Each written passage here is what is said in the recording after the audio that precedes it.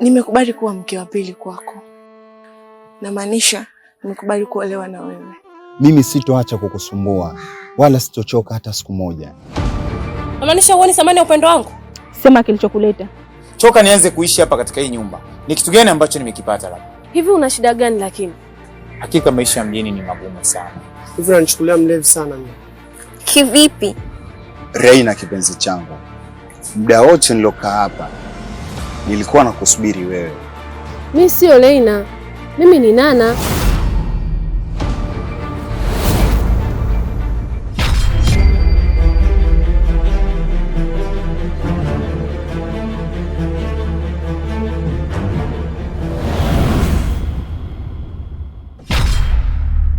Roy ananihitaji kimahusiano. Nahisi anahusika kwenye kifo cha Nana. Je, una kifua kweli kwa nitakalo kuambia? Mbona sikuelewi? Naomba unisamehe. Una bahati sana katika siku ya leo kwamba nimerejea katika hichi kijiji. Lakini unanijua fika niko vipi? Na roho yangu nitambue iko vipi? Muda bado hujafika.